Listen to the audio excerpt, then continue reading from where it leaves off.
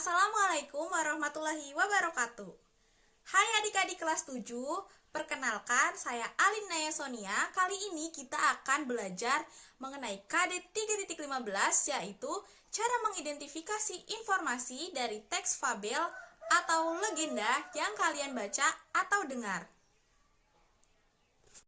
Sebelum memulai pembelajaran kali ini, kita berdoa terlebih dahulu ya. Berdoa dimulai.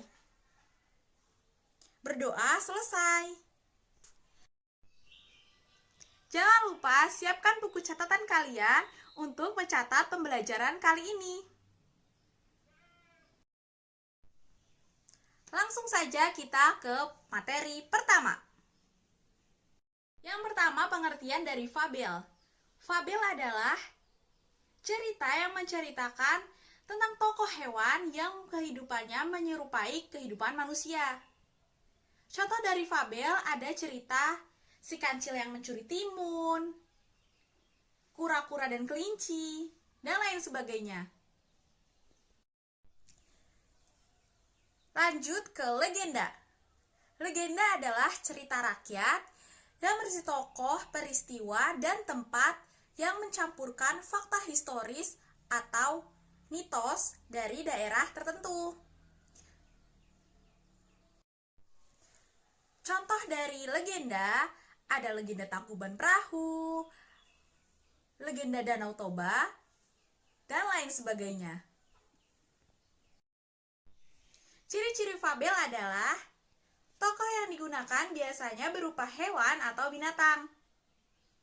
Yang kedua, tokoh yang berupa hewan dan binatang tersebut memiliki sifat yang baik atau buruk menyerupai sifat dan watak manusia. Yang ketiga, latar tempat yang digunakan dalam cerita fabel biasanya berupa hutan atau lingkungan hewan tersebut. Ciri-ciri legenda adalah, yang pertama, legenda biasanya dipercaya benar-benar terjadi oleh warga daerah setempat. Yang kedua, biasanya tokoh dalam legenda adalah manusia. Legenda biasanya memiliki sifat tentang keduniawian. Untuk lebih lanjutnya, mari kita simak fabel berikut ini. Dongeng fabel kelinci yang sombong. Di suatu hutan rimba yang lebat, terdapat satu sungai jernih yang biasa menjadi tempat berkumpulnya para binatang. Pada suatu hari di tepi sungai itu, para binatang sedang berkumpul. Mereka terlihat sedang berbincang dengan sangat seru. Salah satu binatang yang berkumpul adalah kura-kura. Tiba-tiba, kelinci datang dan mengacaukan semuanya. Kelinci memang sangat suka mengacau. Lihatlah teman-teman, kakiku panjang, aku bisa berlari cepat, tidak seperti kura-kura, ucap kelinci sambil melirik ke arah kura-kura. Kura-kura yang mendengarnya pun merasa jengkel. Aku tidak lamban, aku hanya tak ingin terburu-buru, balas kura-kura. Akui saja jika kamu memang lamban, kura-kura, ledek kelinci. Ia baru puas jika teman yang diledeknya merasa berkecil hati. Aku akan membuktikan bahwa aku bukan binatang yang lamban. Bagaimana jika kita lomba lari? Tantang kura-kura. Mendengar tantangan kura-kura, kelinci pun tertawa berbahak-bahak. Ia mengira kura-kura hanya bercanda. Sementara itu, teman-teman binatang yang lain merasa kasihan kepada kura-kura. "Apa kau takut, kelinci?" tanya kura-kura. Karena tak mau diremehkan, kelinci langsung menerima tantangan kura-kura. Mereka pun sepakat akan bertanding besok hari. Malam itu, kura-kura tidak bisa tidur. Ia terus memikirkan tantangan kepada kelinci dan bagaimana cara memberi pelajaran kepada kelinci agar ia tak sombong lagi. Pagi harinya, semua binatang berkumpul di tepi sungai. Mereka hendak menyaksikan pertandingan lari antara kura-kura dan kelinci. Aturannya adalah kita harus berlari memutari hutan ini dengan menyeberangi jembatan di ujung jalan sana. lalu kembali lagi ke sini. Jelas kura-kura. Kelinci hanya mengangguk setuju. 1, 2, 3, prit. Pertandingan pun dimulai. Kelinci berlari sangat cepat, meninggalkan kura-kura jauh di belakang. Tapi kura-kura pantang menyerah. Ia terus berusaha mengejar kelinci. Kelinci pun sampai di sebuah jembatan.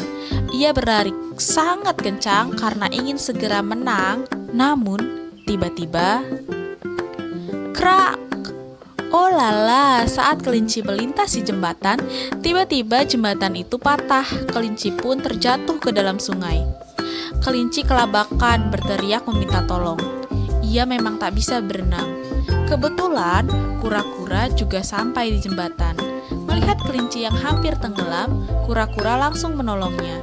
Kura-kura pun membawa kelinci ke tepi sungai.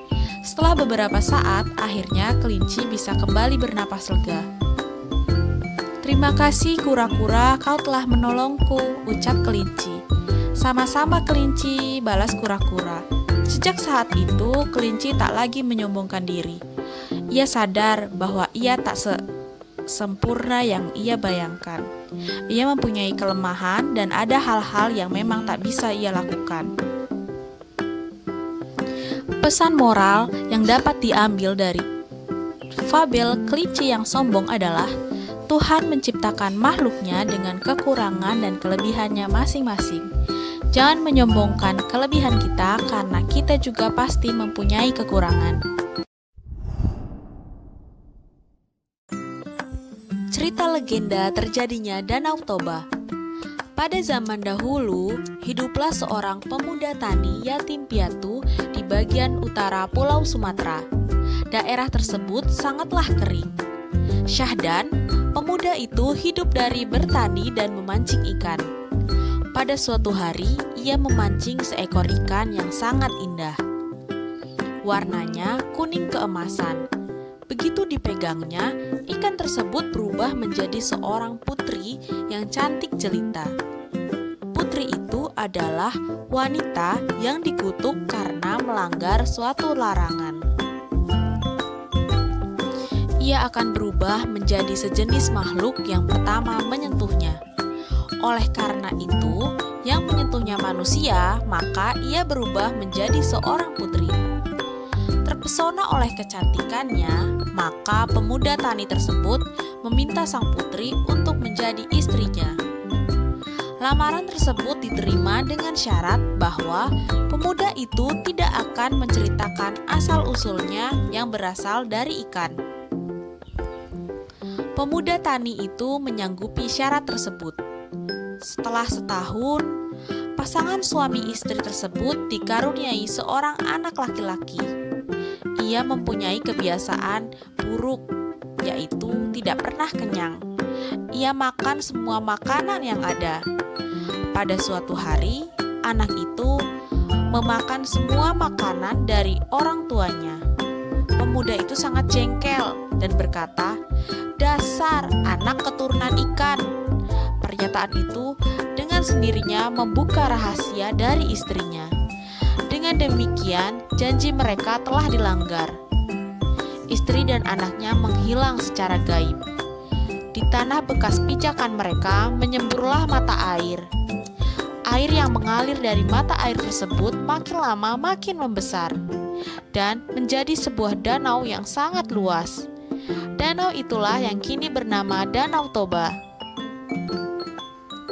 Pesan moral yang dapat diambil adalah kita harus menjaga ucapan kita dan selalu menepati janji.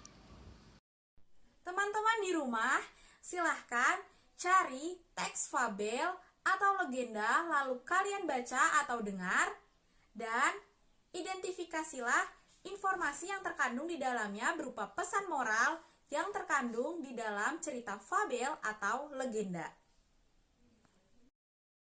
Sekian pembelajaran kali ini, tetap semangat dan jangan lupa belajar ya. Tetap patuhi protokol kesehatan agar terhindar dari COVID-19. Sampai jumpa dan terima kasih. Wassalamualaikum warahmatullahi wabarakatuh.